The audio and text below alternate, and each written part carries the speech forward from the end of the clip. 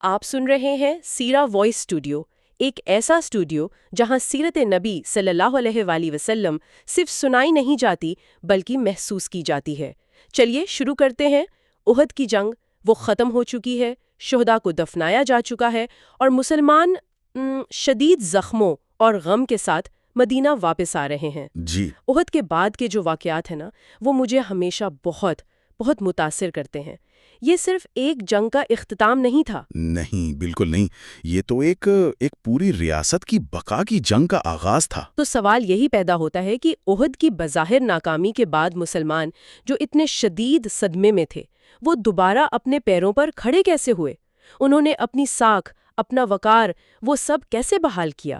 آج کی گفتگو اسی کے بارے میں ہے۔ اور اس سفر کا آغاز وہ مدینہ واپسی کے راستے سے ہی ہو جاتا ہے۔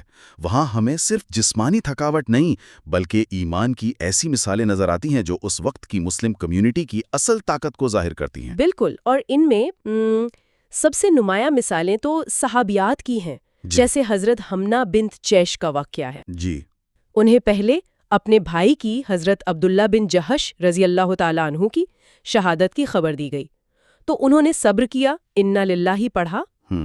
پھر ان کے ماموں سید الشہداء حضرت حمزہ رضی اللہ تعالیٰ عنہ، ان کی خبر دی گئی، تب بھی وہ ثابت قدم رہیں۔ لیکن جب ان کے شوہر کی حضرت مصعب بن عمیر رضی اللہ تعالیٰ عنہ کی شہادت کی خبر دی گئی تو وہ خود پر قابو نہ رکھ سکیں، پھوٹ پھوٹ کر رو پڑیں۔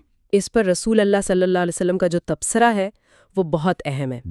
آپ نے فرمایا کہ عورت کے نزدیک اس کے شوہر کا ایک خاص مقام ہوتا ہے۔ بالکل، یہ ایک فطری انسانی جذبے کا اعتراف ہے۔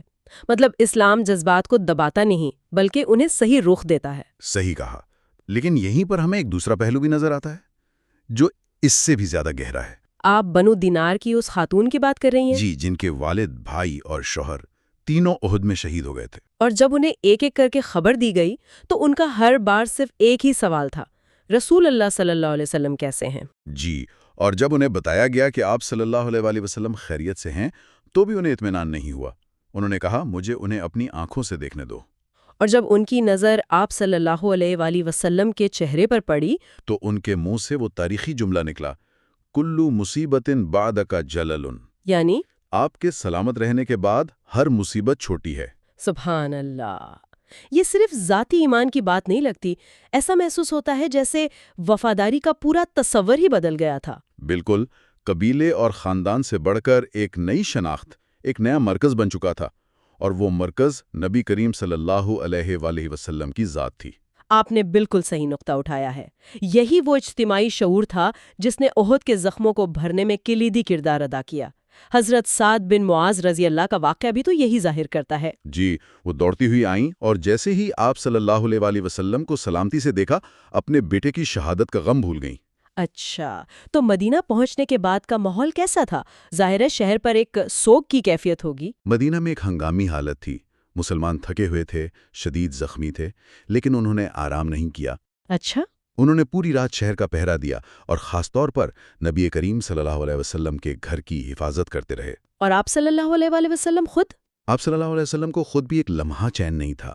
آپ کو یہ شدید خدشہ تھا کہ قریش کہیں وہ اپنی فتح کو ادھورا سمجھ کر راستے سے ہی واپس نہ پلٹ پڑے اور مدینہ پر حملہ نہ کر دے۔ بالکل۔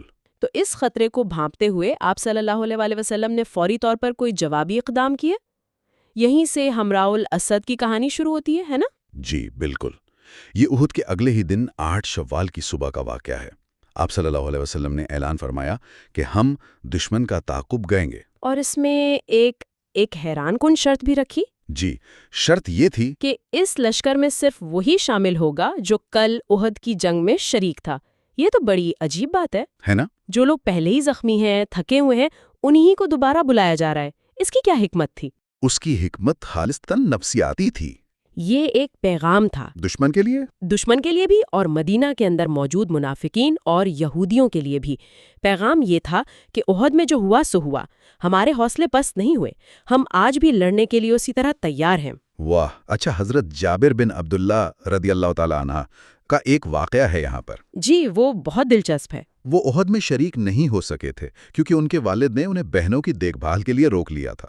انہوں نے خصوصی طور پر ساتھ چلنے کی اجازت مانگی اور آپ صلی اللہ علیہ وسلم نے انہیں اجازت دے دی۔ اور یہ لشکر مدینہ سے 8 میل دور حمراء الاسد پہنچ کر خیمہ زن ہوا۔ تو کیا آپ صلی اللہ علیہ وسلم کا خدشہ درست ثابت ہوا؟ کیا قریش واقعی واپس آنے کا سوچ رہے تھے؟ بالکل، مکہ کا لشکر روحا کے مقام پر پہنچ کر آپس میں ایک دوسرے کو ملامت کر رہا تھا کہ ہم نے کام ادھورا کیوں چھوڑ دیا۔ اچھا۔ کچھ سردار تو واپس حملے کے حق میں تھے، لیکن صفوان بن امیہ جیسے سمجھدار لوگوں نے مخالفت کی۔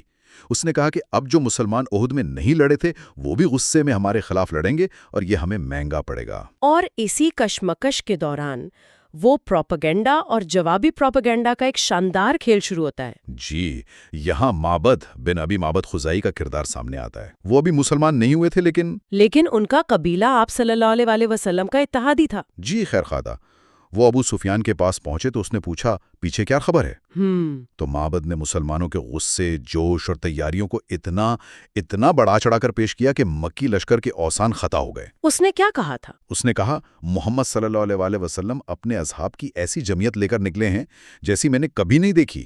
وہ سب غصے اور انتقام کی آگ میں جل رہے ہیں۔ یعنی ایک ہی شخص کی باتوں نے پوری جنگ کا نقشہ بدل دیا اور قریش کے حوصلے توڑ دیے۔ لیکن ابو سفیان نے بھی ایک جوابی چال چلی۔ قافلے کو روکا تھا جی، اور ان سے کہا کہ محمد صلی اللہ علیہ وسلم کو جا کر یہ پیغام دو کہ ہم نے تم سب کو ختم کرنے کے لیے ایک بہت بڑا لشکر جمع کر لیا ہے اور ہم واپس آ رہے ہیں۔ مقصد مسلمانوں کو خوفزدہ کرنا تھا۔ لیکن جب یہ دھمکی مسلمانوں تک پہنچی تو کیا ہوا؟ قرآن کہتا ہے فزادہم ایمانا، ان کے ایمان میں اور اضافہ ہو گیا۔ جی، اور ان سب نے مل کر جواب دیا حسبنا اللہ و نعم الوکیل، اللہ ہمارے لیے کافی ہے اور وہ بہترین کارساز ہے۔ حمراء الاسد میں کوئی لڑائی تو نہیں ہوئی، لیکن 2 اہم واقعات ضرور پیش آئے۔ ایک تو ابو عزا الجمحی کی گرفتاری کا۔ جی، ابو عزا ایک شاعر تھا جو اپنی شاعری سے لوگوں کو مسلمانوں کے خلاف بھڑکاتا تھا۔ جنگ بدر میں پکڑا گیا تھا اور اس نے معافی مانگ لی تھی۔ جی، اس وعدے پر رہائی حاصل کی تھی کہ وہ دوبارہ کبھی مسلمانوں کے خلاف کام نہیں کرے گا، مگر اس نے وعدہ توڑا اور احد میں پھر لڑنے آیا۔ تو جب وہ دوبارہ پکڑا گیا تو پھر معافی مانگنے لگا، لیکن آپ صلی اللہ علیہ وسلم نے اپنا وہ تاریخی فرمان جاری کیا جو اسلامی خارجہ پالیسی کی ایک بنیاد ہے۔ مومن ایک سوراخ سے 2 بار نہیں ڈسا جاتا۔ بالکل، لا یلدغ المؤمن من جحر واحد مرتین، اور اسے قتل کر دیا گیا۔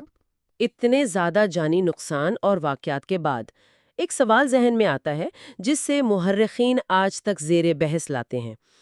کیا احد کو ٹیکنیکلی طور پر شکست کہا جا سکتا ہے؟ یہ ایک بہت اہم اور پیچیدہ سوال ہے۔ اگر ہم صرف نقصانات کو دیکھیں تو ظاہر ہے مسلمانوں کا نقصان بہت زیادہ تھا، 70 شہداء۔ جی، لیکن جنگی حکمت عملی کے لحاظ سے دیکھیں تو مکی لشکر اپنے مقاصد حاصل کرنے میں ناکام رہا۔ وہ مقاصد کیا تھے اور وہ کیسے ناکام رہے؟ دیکھیں، ان کا پہلا مقصد تھا مسلمانوں کی فوجی قوت کو مکمل طور پر ختم کرنا، جو وہ نہیں کر سکے۔ دوسرا مقصد تھا مدینہ پر قبضہ کرنا، جس کی انہوں نے ہمت ہی نہیں کی۔ اور تیسرا، انہوں نے نہ تو کسی مسلمان کو قیدی بنایا اور نہ ہی مال غنیمت لوٹا، بلکہ وہ میدان جنگ چھوڑ کر پہلے گئے۔ تو ان دلائل کی بنیاد پر اکثر مورخین اسے مسلمانوں کی واضح شکست نہیں مانتے۔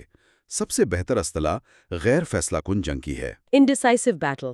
جی، جنگ کے پہلے حصے میں مسلمان غالب رہے، دوسرے حصے میں قریش کا پلہ بھاری رہا، لیکن حتمی نتیجہ کسی کے حق میں نہیں نکلا۔ قرآن کی سورۃ النساء کی ایک آیت بھی ہے شاید اس بارے میں۔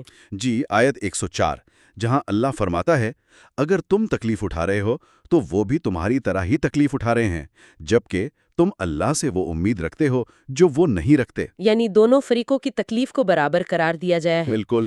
جب ہم ان واقعات کو دیکھتے ہیں تو ذہن میں سوال آتا ہے کہ آخر اللہ کی طرف سے اس آزمائش میں کیا حکمتیں پوشیدہ تھیں؟ کیا ماخذ میں اس پر کوئی تبصرہ ملتا ہے؟ جی، بعد کے علماء جیسے علامہ ابن قیم اور حافظ ابن حجر نے اس پر بہت گہرائی سے لکھا ہے۔ سب سے پہلی اور واضح حکمت تو یہ تھی کہ مسلمانوں کو اجتماعی طور پر یہ سبق سکھایا جائے کہ رسول کی نافرمانی کا انجام کتنا بھیانک ہو سکتا ہے۔ جیسا کہ تیر اندازوں کے تیلا چھوڑنے سے ہوا۔ جی، ایک چھوٹی سی غلطی پوری جنگ کا رخ بدل سکتی ہے۔ صحیح۔ دوسری حکمت یہ تھی کہ سچے مومنوں اور منافقین کے درمیان فرق واضح ہو جائے۔ اچھا۔ آرام کے وقت تو سب ساتھ ہوتے ہیں، لیکن جب جان پر بناتی ہے تبھی کھوٹے اور کھرے کی پہچان ہوتی ہے۔ عبداللہ بن ابی اور اس کے ساتھیوں کا جنگ سے پہلے ہی واپس لوٹ جانا اس کی واضح مثال ہے۔ اور شاید ایک حکمت یہ بھی تھی کہ کامیابی کے ساتھ ساتھ آزمائش کا ذائقہ بھی چکھایا جائے تاکہ مسلمانوں میں عاجزی پیدا ہو اور وہ تکبر سے بچیں۔ آپ نے بالکل درست کہا، اور سب سے بڑھ کر اللہ نے اپنے کچھ محبوب بندوں کو شہادت کا وہ عظیم مرتبہ عطا کرنا تھا جہاں شاید وہ اپنے اعمال کے بلبوتے پر نہ پہنچ پاتے۔ احد کی جنگ نے اسلام کو 70 شہداء دیے جن کا مقام جنت میں بہت بلند ہے۔ جی، لیکن ان حکمتوں کے باوجود احد کے فوری سیاسی اثرات تو کافی منفی رہے ہوں گے۔ بہت سنگین اثرات مرتب ہوئے۔ مسلمانوں کی جو فوجی ساخت بدر کے بعد قائم ہوئی تھی اسے شدید دھچکا لگا، نہ کہ ارد گرد کے قبائل، منافقین اور یہود سب کی ہمت بڑھ گئی اور وہ یہ سمجھنے لگے کہ اب مسلمانوں کو شکست دی جا سکتی ہے۔ مدینہ چاروں طرف سے خطرات میں گھر گیا تھا۔ اور اسی ماحول میں پھر رجیے اور بیر معونہ جیسے دلخراش سانحات پیش آئیں۔ جی، یہ دونوں واقعات احد کے چند مہینوں بعد ہی پیش آئے۔ پہلے واقعہ رجیے کی بات کرتے ہیں، یہ کیسے پیش آیا؟ 04 ہجری میں یعنی احد کے تقریباً 4 مہینے بعد عزل اور قارا قبائل کے کچھ لوگ آپ صلی اللہ علیہ وسلم کے پاس آئے اور انہوں نے کہا کہ ہمیں دین سکھانے کے لیے کچھ لوگ چاہیے۔ جی، کہا کہ ہمارے قبیلے میں لوگ اسلام قبول کرنا چاہتے ہیں، آپ کچھ عالم صحابہ ہمارے ساتھ بھیج دیں۔ یہ تو سننے میں تو ایک اچھی درخواست لگ رہی ہے۔ بظاہر یہی لگتا تھا۔ آپ صلی اللہ علیہ وسلم نے 10 منتخب صحابہ کو حضرت عاصم بن ثابت رضی اللہ تعالیٰ عنہ کی قیادت میں ان کے ساتھ روانہ کر دیا۔ لیکن راستے میں غداری ہوئی۔ جی، رجی نامی جگہ پر ان لوگوں نے غداری کی اور بنو لاہیان قبیلے کے تقریباً 100 تیر اندازوں کو ان 10 نہتے صحابہ پر حملہ کرنے کے لیے بلا لیا، اور وہ سب شہید ہو گئے۔ لڑتے ہوئے شہید ہو گئے۔ ان میں سے حضرت خبیب رضی اللہ عنہ اور حضرت زید بن دسنہ رضی اللہ عنہ کو دھوکے سے قید کر کے مکہ میں بیچ دیا گیا۔ حضرت خبیب رضی اللہ عنہ کی شہادت کا واقعہ تو رونگٹے کھڑے کر دینے والا ہے۔ جی بالکل۔ جب قریش انہیں سولی دینے کے لیے حرم سے باہر لے گئے تو انہوں نے صرف 2 رکعت نماز پڑھنے کی مہلت مانگی۔ اور انہوں نے ہی قتل سے پہلے 2 رکعت نماز پڑھنے کی سنت قائم کی۔ جی، نماز کے بعد فرمایا، اگر مجھے یہ ڈر نہ ہوتا کہ تم سمجھو گے میں موت سے گھبرا کر نماز لمبی کر رہا ہوں تو میں اور لمبی نماز پڑھتا۔ اور پھر ابو سفیان نے ان سے وہ مشہور سوال پوچھا، جی، کیا تم پسند کرو گے کہ تمہاری جگہ محمد ہوتے اور ہم ان کی گردن مارتے اور تم اپنے گھر میں آرام سے ہوتے؟ اس پر حضرت خبیب علی جواب دیا، وہ عشق رسول کی تاریخ کا عنوان ہے۔ انہوں نے کہا، خدا کی قسم مجھے تو یہ بھی گوارا نہیں کہ میں اپنے گھر والوں میں رہوں اور میرے آقا محمد صلی اللہ علیہ وسلم کو ان کی جگہ پر ایک کانٹا بھی چبھ جائے۔ سبحان اللہ۔ یہ جواب سن کر ابو سفیان بھی دنگ رہ گیا اور کہنے پر مجبور ہو گیا کہ میں نے کسی کو کسی سے اتنی محبت کرتے نہیں دیکھا جتنی محمد کے ساتھی ان سے کرتے ہیں۔ یہ جواب یہ سوچنے پر مجبور کر دیتا ہے، یہ صرف وفاداری نہیں، یہ محبت کی ایک ایسی انتہا ہے جس کی مثال ملنا مشکل ہے۔ اسی واقعے میں حضرت عاصم رضی اللہ تعالیٰ عنہ کی کرامت بھی ظاہر ہوئی، جن کی لاش کی حفاظت اللہ نے بھڑوں کے ایک جھنڈ کے ذریعے کی۔ ابھی مسلمان اس صدمے سے نکلے بھی نہیں تھے کہ بیر معونہ کا اس سے بھی بڑا سانحہ پیش آ گیا۔ جی، اسی مہینے ایک اور بڑے قبیلے کے سردار ابو برا نے آپ صلی اللہ علیہ وسلم سے نجد کے علاقے میں اسلام کی تبلیغ کے لیے لوگ بھیجنے کی درخواست کی۔ اور اس نے حفاظت کی ذمہ داری بھی لی تھی۔ جی، اس کی درخواست پر آپ صلی اللہ علیہ وسلم نے 70 منتخب صحابہ جو قرہ کہلاتے تھے روانہ کیے۔ 70 صحابہ؟ یہ تو ایک بہت بڑی تعداد ہے۔ اور یہ اس وقت کے بہترین لوگ تھے، قرآن کے عالم اور حافظ۔ لیکن راستے میں ابو برا کے بھتیجے عامر بن طفیل نے غداری کی اور ان سب کو شہید کر دیا۔ جی، دوسرے قبائل کو اکٹھا کر کے ان تمام 70 صحابہ کو بیر معونہ نامی کنویں کے پاس گھیر کر بے دردی سے شہید کر دیا۔ حضرت حرام بن ملحان رضی اللہ عنہ کے آخری الفاظ۔ جی، جب انہیں پیچھے سے نیزہ مارا گیا تو انہوں نے اپنے خون کو چہرے پر ملتے ہوئے کہا، اللہ اکبر، رب کعبہ کی قسم میں کامیاب ہو گیا۔ ان 2 پے در پے سانحات کا نبی کریم صلی اللہ علیہ وسلم پر کیا اثر ہوا؟ ایک ہی مہینے میں تقریباً اسی بہترین صحابہ کی شہادت۔ آپ صلی اللہ علیہ وآلہ وسلم کو ان واقعات کا اتنا شدید صدمہ پہنچا کہ راوی کہتے ہیں کہ ہم نے آپ صلی اللہ علیہ وآلہ وسلم کو کبھی اتنا غمگین نہیں دیکھا۔ اور پھر آپ صلی اللہ علیہ وسلم نے قنوت نازلہ پڑھی۔ جی، آپ صلی اللہ علیہ وآلہ وسلم نے 1 مہینے تک مسلسل فجر کی نماز میں ان قاتل قبیلوں کے خلاف قنوت نازلہ پڑھی۔ اچھا، ایک لمحے کے لیے ہمارے سننے والوں کے لیے کیا آپ بتا سکتے ہیں کہ قنوت نازلہ کیا ہوتی ہے؟ قنوت نازلہ ایک خاص دعا ہے جو امت پر کسی بڑی مصیبت یا آفت کے وقت فرض نمازوں میں پڑھی جاتی ہے۔ یہ اللہ سے اجتماعی طور پر مدد طلب کرنے کا ایک نبوی طریقہ ہے۔ اور اسی بئر معونہ کے واقعے سے غزوہ بنو نذیر کی کڑی بھی جڑتی ہے، وہ کیسے؟ اس قتل عام سے صرف ایک صحابی حضرت عمر بن امیہ زمری رضی اللہ بچ کر واپس آ رہے تھے۔ راستے میں انہیں بنو کلاب کے 2 آدمی ملے اور انہوں نے غلط فہمی میں اپنے ساتھیوں کا بدلہ لینے کے لیے ان دونوں کو قتل کر دیا۔ لیکن ان آدمیوں کو تو امان حاصل تھی۔ جی، مدینہ آ کے معلوم ہوا کہ ان دونوں کو نبی کریم صلی اللہ علیہ وسلم کی طرف سے امان حاصل تھی۔ اب معاہدے کے مطابق ان کا خون بہا یعنی دیت ادا کرنا مسلمانوں پر لازم ہو گیا۔ اور چونکہ بنو نذیر مسلمانوں کے اتحادی تھے، اس لیے آپ صلی اللہ علیہ وسلم دیت کی ادائیگی میں مدد مانگنے ان کے پاس تشریف لے گئے۔ بالکل، آپ صلی اللہ علیہ وسلم چند صحابہ کے ساتھ ان کی بستی میں گئے اور ان سے معاہدے کے مطابق مدد کا مطالبہ کیا۔ انہوں نے بظاہر بڑی گرم جوشی دکھائی اور آپ صلی اللہ علیہ وسلم کو ایک دیوار کے سائے میں بٹھا دیا۔ جی، لیکن اندر جا کر انہوں نے ایک انتہائی گھناؤنی سازش کی۔ وہی مشہور سازش جس میں آپ صلی اللہ علیہ وآلہ وسلم پر اوپر سے ایک بڑی چٹان یا چکی کا پارٹ گرا کر شہید کرنے کا منصوبہ بنایا گیا۔ جی، لیکن اس سے پہلے کہ وہ اپنے منصوبے پر عمل کرتے، اللہ نے وحی کے ذریعے آپ صلی اللہ علیہ وسلم کو ان کے ارادے سے آگاہ فرما دیا۔ اور آپ صلی اللہ علیہ وآلہ وسلم وہاں سے خاموشی سے اٹھ کر چلے گئے؟ جی، بنا کسی کو کچھ بتائے سیدھا مدینہ کی طرف چل پڑے۔ مدینہ پہنچ کر آپ صلی اللہ علیہ وآلہ وسلم کا رد عمل کیا تھا؟ یہ تو کھلی غداری تھی، اعلان جنگ تھا۔ آپ صلی اللہ علیہ وسلم نے فوراً محمد بن مسلمہ رضی اللہ عنہ کو بنو نذیر کے پاس یہ الٹیمیٹم دے کر بھیجا کہ 10 دن کے اندر مدینہ چھوڑ کر چلے جاؤ، ورنہ تمہاری گردن مار دی جائے گی۔ اور یہاں ایک بار پھر مدینہ کے منافقین کا کردار سامنے آتا ہے۔ ہمیشہ کی طرح جب بنو نذیر جلاوطنی کی تیاری کر رہے تھے تو رئیس المنافقین عبداللہ بن ابی نے انہیں پیغام بھیجا کہ ڈٹے رہو، ہم مدد کو آئیں گے۔ جی، کہا کہ اپنی جگہ پر ڈٹے رہو، ہم 2000 آدمیوں کے ساتھ تمہاری مدد کو آئیں گے اور ہمارے حلیف بنو قریظہ اور بنو غطفان بھی تمہاری مدد کریں گے۔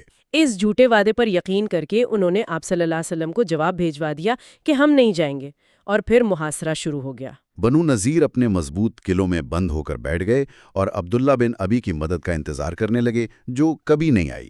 جب محاصرہ طول پکڑنے لگا تو آپ صلی اللہ علیہ وآلہ وسلم نے ایک جنگی چال چلی جس نے ان کی کمر توڑ دی۔